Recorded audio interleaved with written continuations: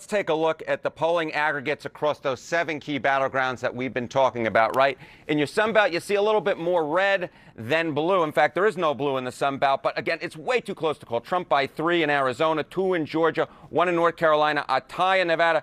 Come over to those Great Lakes and a little bit more blue here, but look at this, just a point in Michigan, less than a point. When you're breaking out this symbol, Jessica, the less than, you know how close the race is. And then, of course, in Pennsylvania, all important Pennsylvania, tied, T-I-E-D. That's the bottom line of this election. Way too close to call at this point. All of the key states within a couple of points, and arguably the most important one, Pennsylvania, T-I-E-D. Just tied. Put that in terms of the electoral map for us. How does that bear out? Yeah, how does the electoral map bear out? Well, if the results match the polling averages, guess what? Neither candidate gets to 270 electoral votes. I don't even know what other way to put it, because Pennsylvania becomes the all-important key state. Whoever wins Pennsylvania wins the election. We've been talking about it week after week after week. The Commonwealth of Pennsylvania, just to the southwest of me here in New York City, becomes the all-important state. If you can figure out who wins Pennsylvania, you probably know who's going to win the election, because at this point, the polls can only tell you that both candidates are short of the 270 electoral votes needed to win. That is, of course, if the polls are actually right on the money, which they probably won't be. Okay, explain that to us, because they're not perfect. No, they are not perfect. So, let's go through history, right? Let's go back since 1972 and look at the key battleground states and say, how off were the polling averages? The polls aren't perfect. They are a tool. They get you in the neighborhood. But when the race is this close, when all the key battleground states are within 3 percentage points, that's within the average error band. The average error band for state polling average since 1972 is, get this, 3.4 points. 3.4 points. And then if you talk about a margin of error, right, like a 95% confidence interval, we're talking about more like plus or minus 9 points. All of the key battleground states are within this error band, and they're actually within the average error band as well. So let's kind of talk about what happens if you have an average error and apply it to the electoral map, right? Well, if we have an average error and Donald Trump benefits from the average error, guess what? He gets way past 270 electoral votes. He gets to 312. Why? He carries all the Great Lake battleground states. He carries the Southeast battleground states in North Carolina and Georgia. And he carries Nevada and Arizona out west. But of course, Jessica, there's no guarantee that the polls being off would necessarily benefit Donald Trump, even though they did both in 2016 and 2020. Because they could, in fact, the polling miss could benefit Kamala Harris like it did the Democrats back in 2022. If there was, in fact, a polling miss that benefited Kamala Harris, an average polling miss, she'd get north of 300 electoral votes. Look at that. She'd get to 319. Why? She'd carry the Great Lake battleground states, right? She'd carry Wisconsin, Michigan, Pennsylvania. She'd carry the Southeast battleground states, Georgia and North Carolina. And she'd carry the Southwest battleground states of Nevada and Arizona. So the bottom line is this. The polls at this point point to a race that's way too close to call, but an average miss in either direction could turn this into an Electoral College blowout. We just don't know at this point. We just jumping off point with these blue wall states, which do probably represent the straightest path to victory for either one of these candidates. Yeah. What do you make of the state of play in those right now?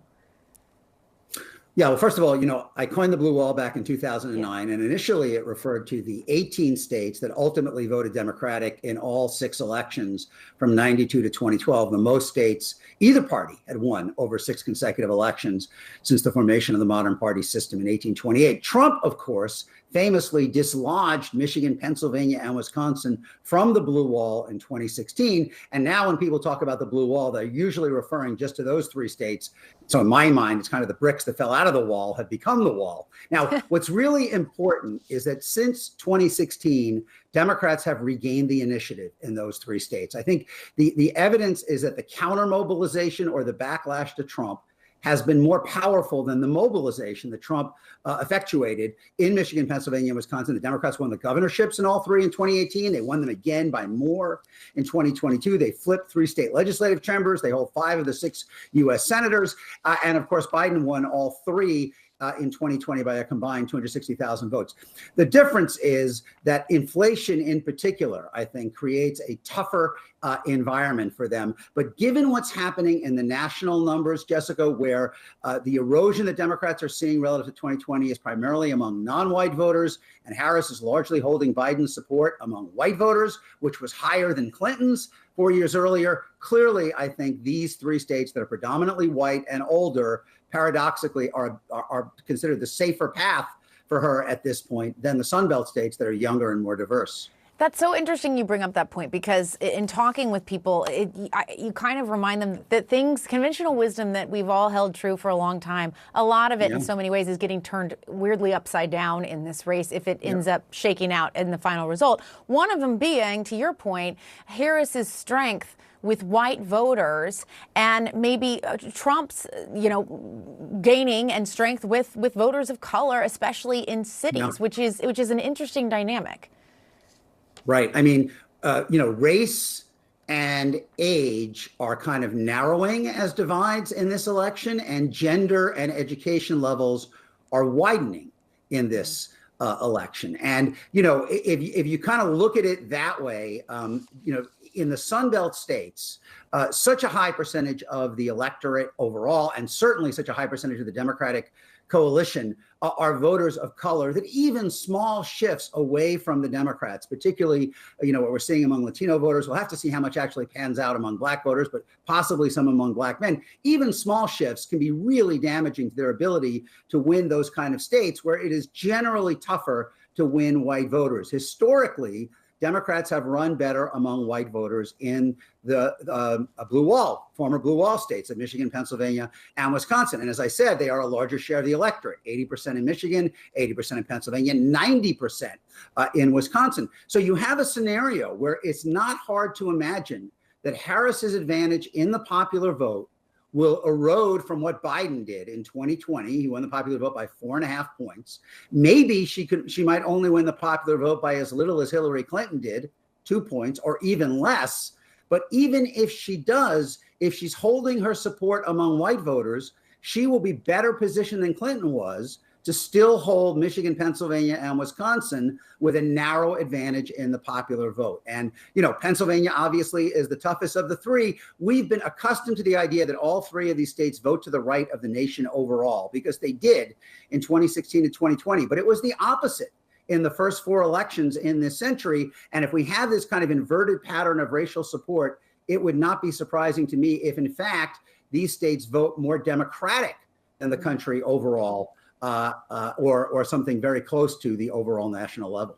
Yeah, it is. It's so interesting to kind of watch this emerge. The other thing you mentioned the gender gap, which we've talked a lot about, but we have still not seen Nikki Haley on the trail for Donald Trump. And she said she's waiting by the phone for his phone call, but we haven't seen her. And both campaigns, certainly the Harris campaign, has said they would love to pick up some of those Nikki Haley voters. And Trump would need them as well in some of these places. I'm thinking a lot about Pennsylvania and those collar counties. What do you make of him not bringing her out on the campaign trail? Because we're showing video right now of her with Dave McCormick, who is the Pennsylvania Senate candidate, Republican candidate in Pennsylvania.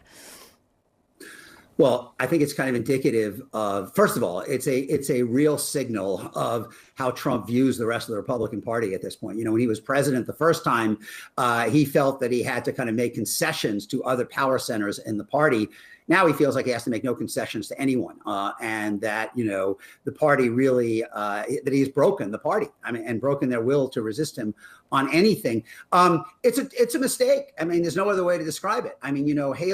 Haley type Republican voters, probably independents who lean Republican rather than people who identify as partisan Republicans, are the most logical place for Harris to grow relative to Biden in 2020. There are a lot of parts of the electorate you look at, young men, Latino men, maybe Black men, where she's probably going to struggle to match what Biden did and may lose a few points. Where can she offset that?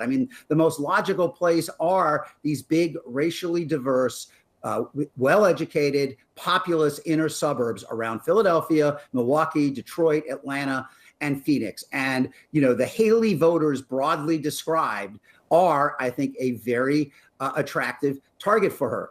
It is, I think if you look at, we've talked about this before, if you look at the 2022 election results in Michigan, Pennsylvania, Wisconsin, and also Arizona, they show you that Biden's performance in 2020 among white women with a college degree was not the ceiling for Democrats. After Dobbs, after January 6th, the Democratic gubernatorial candidates in those states did better among those women than Biden did 2 years earlier, all four of them. And Harris probably is going to have to do better among those women. Haley could help Trump, but Trump will not pick up the phone.